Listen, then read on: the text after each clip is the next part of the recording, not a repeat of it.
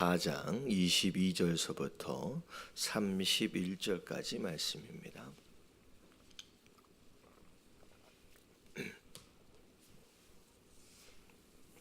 22절서부터 교독합니다. 그들이 먹을 때에 예수께서 떡을 가지사 축사하시고 떼어 제자들에게 주시며 이르시되 받으라 이것은 내 몸이니라 하시고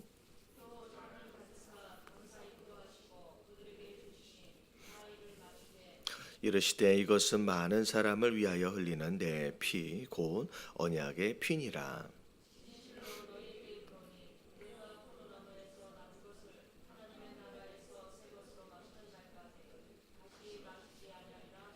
이에 그들이 찬미하고 감람산으로 가니라.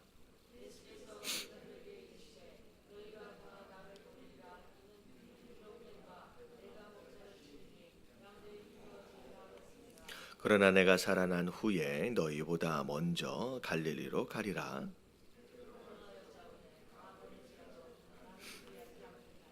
예수께서 이르시되 내가 진실로 내게 이르노니 오늘이 이 밤 닭이 2번 울기 전에 내가 3번 나를 부인하리라.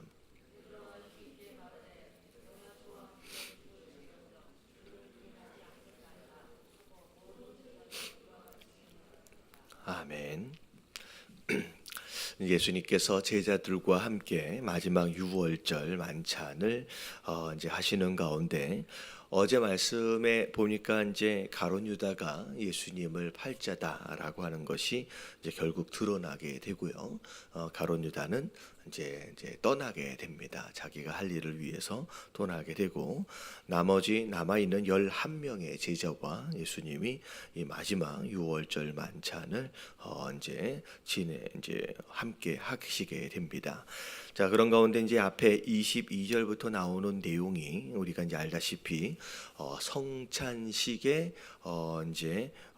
원래 이제 본이 되는 그 내용이죠. 자, 이제 그들이 먹을 때 예수께서 떡을 가지사 축복하시고 떼어 제자들에게 주시며 이르시되 받으라 이것은 내 몸이니라. 그래서 예수님이 떼신 이 떡이 무엇을 의미하느냐? 예수님이 이제 그들을 위하여 준비하신 몸이 됩니다. 자, 그리고 또 준비하신 것이 이제 잔을 가지사 감사 기도하시고 그들에게 주시니 다 이를 마시매 이르되 이것은 많은 사람을 위하여 흘리는 나의 피 곧 언약의 피니라. 그래서 예수님의 몸 대신 떡을 떼어 먹고 예수님의 피 대신 포도주를 마시는 것, 이게 우리가 알고 있는 성찬식의 기본적인 내용이죠. 이 내용은 어찌 보면 그동안 하나님께서 구약의 역사를 쭉 통해서 이제 동물들을 통하여 하셨던 모든 죄사함의 이 과정들을 예수님을 유월절 어린 양으로 이제 제물로 받으시는 가운데 완전한 죄사함과 구원을 이루시는 어떤 특별한 의미가 되어집니다. 예수님의 살과 피, 이제 기본적으로 얘기할 때 피와 살이 나누어졌다라고 하는 것은 곧 뭘 의미하느냐? 이제 죽으셨다라고 하는 것을 의미하죠. 육신적인 죽음과 더불어서 우리의 모든 육체적인 죽음과 영적인 죽음 이런 모든 과정들의 문제를 지금 해결해 가시는 거죠. 특별히 떡을 먹는다라고 하는 것과 잔을 마신다라고 하는 것은 이 성찬식의 가장 기본적인 개념이 예수 그리스도와 연합한다라고 하는 것을 또 의미합니다. 예수 그리스도와 연합한다라고 하는 것, 이제 우리가 그렇게 되죠. 우리가 먹는 것이 곧 우리가 되어집니다. 우리가 매일매일 식사를 하는데 우리 입으로 들어온 모든 음식이 사실은 얼마 안 지나 우리의 육체가 곧 되어져 가거든요. 곧 먹는 음식이 곧 내가 되어지는 것처럼 예수 그리스도의 떡을 먹고 마시고 하는 이 모든 과정을 통하여 결국은 예수 그리스도와 내가 하나가 되어지는, 연합되어지는 그런 영적인 의미를 갖지요. 그런 가운데 이제 떡을 뗀다라고 하는 것으로 인하여 예수님의 고난을 상징을 하고요. 이제 피를 마신다라고 하는 것으로 인하여 이게 예수님이 당하실 이제 죽음을 상징합니다. 특별히 뒤에 24절에 보니까 예수님이 흘리신 이 언약의 피다라고 하는 이것은 어떻게 보면 구약 가운데 하셨던 이 모든 언약의 완성이다라고 생각하시면 될 것 같아요. 우리가 죄인으로 태어나서 죄를 짓고 삽니다. 우리가 그냥 죄인이에요. 그래서 그 죄에 대한 문제로 결국은 지난주에 말씀을 드린 것처럼 고통, 저주 아래 고통 가운데 살다가 결국은 죽게 되어질 인생이었습니다. 그런 가운데 그 죄에 대한 문제를 해결하기 위해서 하나님께서 구약 성경 안에서 허락하셨던 내용이 바로 제사이죠. 그래서 내가 지은 죄를 대신 누가 대가를 치러주는 거예요. 그래서 양이나 소나 비둘기나 그런 존재들이 내가 지은 죄의 대가를 치러주는 것으로 말미암아 이제 용서를 받게 되는데 그런 거예요. 인간보다 어쩔 수 없이 짐승은 하등한 존재이기 때문에 인간의 지은 죄를 용서받기 위하여 드리는 이 제물은 굉장히 제한적일 수밖에 없다는 거죠. 그래서 지금 하나님 앞에 회개하고 올려드리는 요 죄만큼밖에 또 이제 해결을 받을 수가 없습니다. 그래서 제사를 드리고 난 뒤에 또 살다가 지은 죄에 대해서는 또 다시 짐승을 잡아서 또 드려야 하는 그런 이제 계속 반복되어지는 제사의 모습들이 있어야 이제 죄 용서에 대한 효력이 계속 이어져 가게 되는 거죠. 근데 예수님께서 우리를 대신해서 돌아가시는 어떤 제물 되어지시는 이 과정은 예수님은 하나님의 아들 되어지시고 그리고 친히 우리를 만드신 분 되시기 때문에 이제 그분의 이 죄 사함은 계속 죄를 지을 때마다 계속 치러야 할 제사와는 다르게 어찌 보면 단번에 그 용서를 이루시는 그런 효력을 갖게 되죠. 그래서 그 일을 이루기 위해서 지금 오늘 밤이 지나고 나서 내일 이제 그 일이 이루어지게 됩니다. 이루어 가시게 되겠죠. 그래서 그 전날 밤에 그 이루실 그 모든 일에 대한 예표로 오늘 이 말씀을 이 성찬식을 허락하시고 그리고 난 뒤에 이 성찬식을 통하여 우리가 어떻게 죄 사함 받았느냐라고 하는 것을 매일매일 기억하고 전하는 자로서의 삶을 살기 위하여 이 성찬식을 제정하셨습니다. 그래서 오늘 지난주의 말씀과 더불어서 오늘 이 말씀 우리가 죄인 되어져서 어떻게 되어질 존재였는지를 기억하시고 그 모든 문제를 해결하시기 위해서 예수님이 어떤 대가를 지불하셨는지 그래서 예수님께서 우리에게 허락하시는 이 살과 이 피가 우리에게 어떤 영향을 미치고 그것으로 말미암아 우리가 성도 되어지고 하나님의 자녀 되어졌다라고 하는 것을 기억하시는 가운데 그런 가운데 전하는 삶을 살아갈 수 있어야 하는 줄로 믿습니다. 그래서 24절까지의 쭉 내용은 성찬식에 대한 가장 기본적인 내용을 지금 기록한 것이죠. 자, 그리고서 25절에 이제 진실로 너희에게 이르노니 내가 포도나무에서 난 것을 하나님 나라에서 새 것으로 마시는 날까지 다시 마시지 아니하리라 하시니라라고 말씀하십니다. 결국은 이 말씀을 간단히 얘기하면 살아생전의 마지막 식사다라고 이제 말씀하시는 거예요. 그래서 마지막 만찬. 그래서 오늘 밤이 지나고 나서 이제 제자들과 함께 기도하러 올라가시고 기도하러 올라가셔서 거기에서 감람산에서 예수님이 이제 잡히시고 난 뒤에 이제 금요일 날 상황이 이제 벌어지게 됩니다. 그래서 이제 마지막 식사다라고 이제 말씀하시고 나서 26절에 보니까 이에 그들이 찬미하고 감람산으로 가니라. 그래서 여느 때와 마찬가지로 예루살렘의 이제 이 고난 주간을 보내실 때 낮에는 예루살렘 성 안에서 이제 거주하시다가 저녁 때 저녁 되면 이 감람산을 거쳐서 이제 베다니로 가시기도 하고 그렇게 하셨습니다. 그래서 특별히 오늘 이 감람산으로 가시는 것은 이제 거쳐서 베다니로 가시는 게 아니라 이 베다니로 가시지 않고 이제 감난산에서 밤새 이제 기도하시다가 이제 잡히시게 되는 거죠. 자, 그래서 감람산으로 쭉 올라가고 계시는 상황 가운데 27절의 제자들에게 뭐라고 말씀하시냐? 너희가 다 나를 버리리라라고 말씀하십니다. 자, 이제 어찌 보면 일단 어제 저녁에 그러니까 이날 저녁에 식사하기 전에 이미 버린 사람이 한 사람 등장을 했죠. 이제 가룟 유다는 이 자리에 없습니다. 그리고 이제 11명의 제자들 이들 중에 나를 버릴 자가 나를 팔 자가 있다라고 얘기했을 때 이 제자들이 하나같이 굉장히 두려워했습니다. 저는 아니죠. 근데 다행히도 그들은 아니었어요. 일단 팔자는 아니었고 팔자는 이미 떠났지요. 하지만 오늘 예수님이 나를 버릴 것이다. 그것도 누가 버린다라는 게 아니라 지금 여기에 있는 모든 자들이 다 나를 버릴 것이다 라고 말씀하셨습니다. 그렇게 말씀하신 이유가 뭐냐면 27절에 기록된 바 내가 목자를 치리니 양들이 흩어질 것이다. 그러니까 예수님이 지금 살아가시는 모든 과정들을 보면 결국 예수님은 하나님이 구약에 이미 말씀하셨던 그리스도의 그 모습, 그 예언 그대로 이루시면서 살아가고 계신다는 거죠. 그래서 어찌 보면 가룟 유다가 예수님을 팔게 될 것도 기록되어진 말씀 그대로 이루어지고 있는 것이고요. 그리고 지금 제자들이 이제 예수님을 다 버리고 도망치게 될 이 모든 상황도 기록된 말씀이 지금 이루어질 것이다라고 지금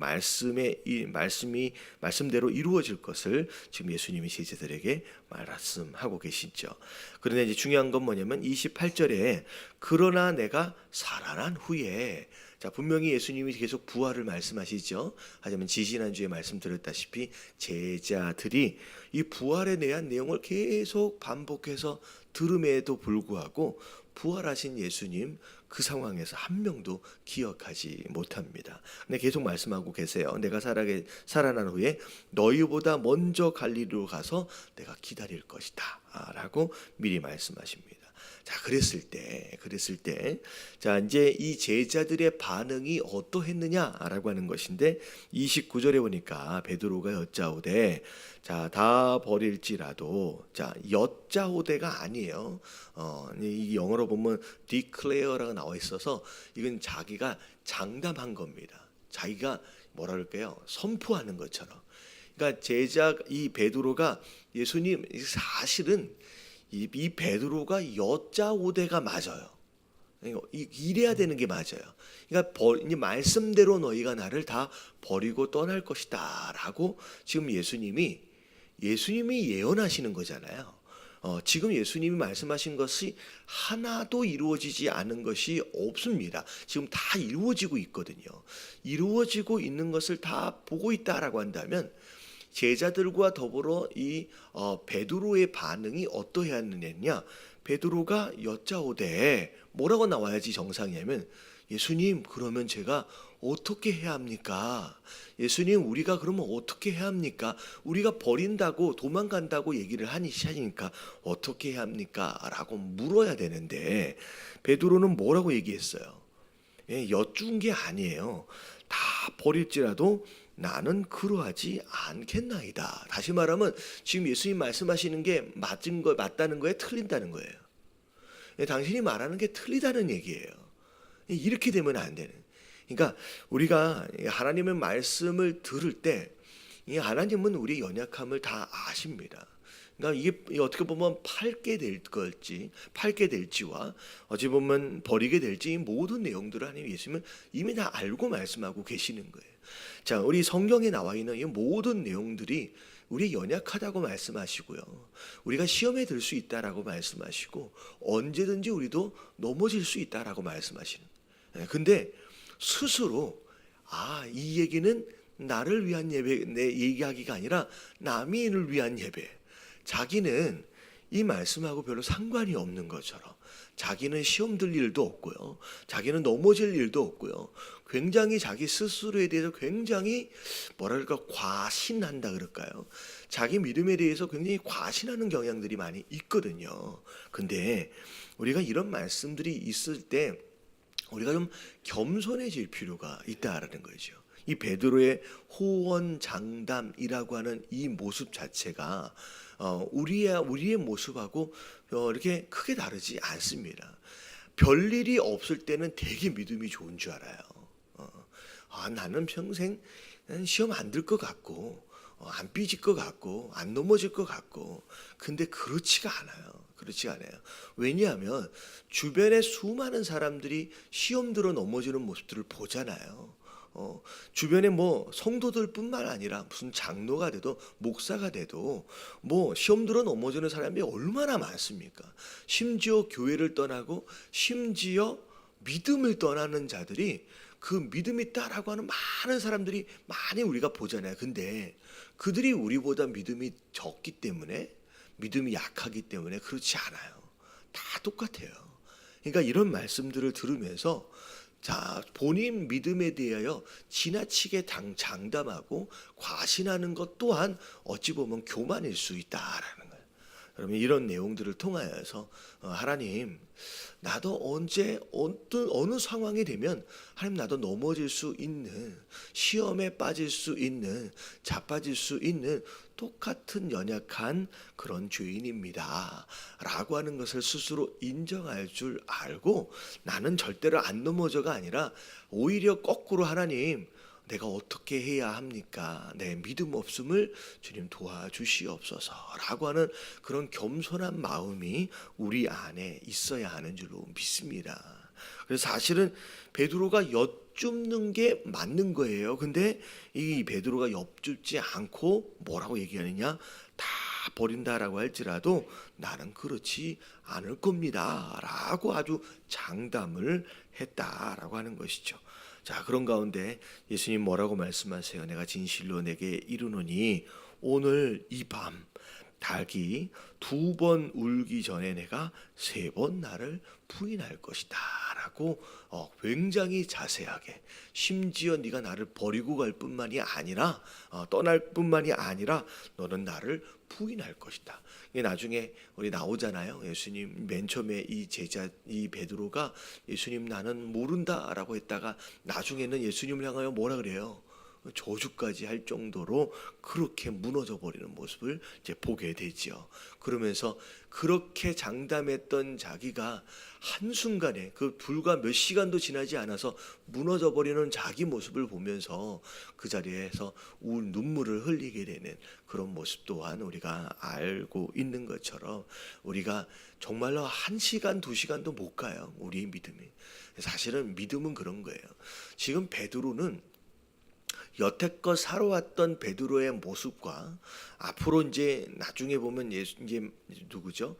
가룟 유다가 이제 군인들 이제 데리고 와가지고 잡으려 할 때 가룟 유다가 칼 들고서 그 제사장의 좀 말고의 귀를 베잖아요. 이런 모습들을 보면서 베드로는 성격상 어떤 성격의 사람이냐면 의리가 있는 사람이에요. 이게 약간 다혈질의 사람임과 더불어서 굉장히 의리가 강한 사람. 근데 여러분, 신앙과 의리는 달라요. 신앙과 의리는 어찌 보면 그 앞에서 뭐 이렇게 대단하게 칼을 휘두르면서 막 그렇게 해볼 수는 있을 것 같지만, 여러분, 의리와 신앙은 다르다는 거예요. 여러분, 이 자리에 어떻게 보면 예배자로 있다라고 하는 것을 어떻게 보면 의리로 남아 있을 수 있는 건 아니고요. 어떻게 보면 더 나아가서 내가 오늘 여기 얘기한 것처럼 막 자기의 결단과 의지로 지킬 수 있는 게 믿음이 아니다라는 거예요. 그래서 내가 믿음을 지키는 데 있어서는 딱 하나밖에 없어요. 여러분 의리로 믿음을 지키는 것도 아니고요. 여러분들 의지로 지키는 것도 아니고 결단으로 내 믿음을 지키는 것도 아닙니다. 우리의 믿음을 지킬 수 있는 딱 한 가지의 방법은 딱 그거예요. 여러분 성령 충만밖에 없어요.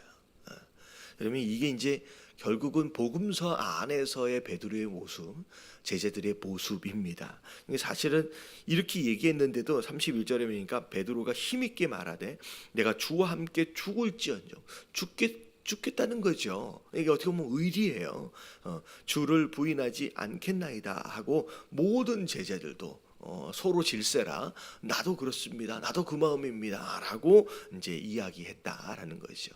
네, 이랬던 베드로, 이랬던 제자들 불과 몇 시간 이후에 다 흩어져 버리고 심지어 거기에서의 누군가는 자기 겉옷도 이제 벗어놓고 벌거벗은 상태로 막 도망가기도 하고 그런 상황이 벌어집니다.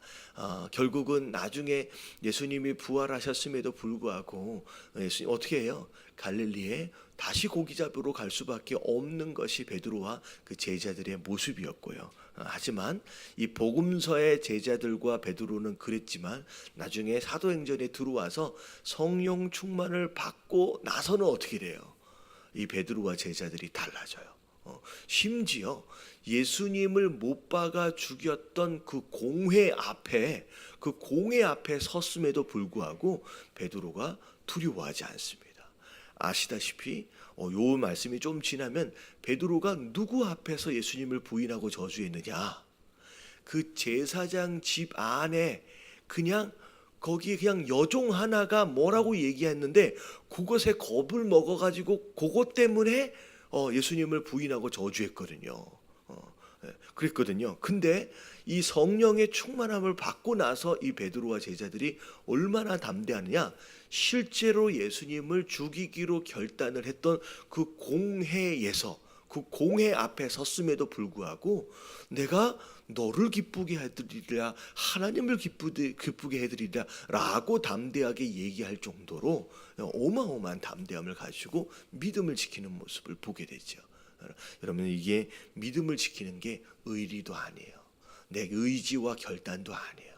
여러분 그것으로 믿음이 지켜질 수 있는 게 아니라 여러분 우리의 믿음을 지킬 수 있는 건 딱 한 가지. 이 제자들이 그렇게 했던 것처럼 기도함으로 인하여 성령 충만함을 받고 그 성령 충만함이 우리 안의 믿음을 붙들 수 있다라고 하는 거예요. 그래서 여러분 오늘 하루도 마찬가지예요. 우리가 말씀을 듣고 기도함으로 우리가 이 하루를 시작하는 이유는 뭐냐면 내 믿음은 항상 풍전등화예요. 항상 풍전등화. 오늘도 어떤 바람이 올지 몰라요. 어떤 파도가 칠지 모르거든요. 그냥 우리의 믿음이라는 것은 그런 거예요. 그냥 바람 앞에 촛불처럼 또 흔들리고 꺼져갈 수밖에 없는 그런 믿음인데 하나님 이 믿음을 지킬 수 있게끔 오늘 말씀 가지고 또 기도함으로 말미암아 뭘 공급받는 거예요? 그러면 성령의 충만함을 공급받는 겁니다. 그래서 성령의 충만함은 항상 지속적으로 있어져야 돼요. 여러분 이건 한 번 받아서 이 안에 있긴 있지만 씨앗처럼 있긴 있지만 이게 충만함이 떨어지면요 또 금방 넘어져요.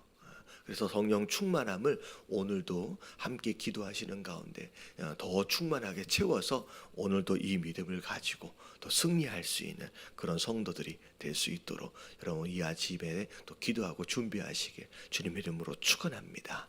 우리 함께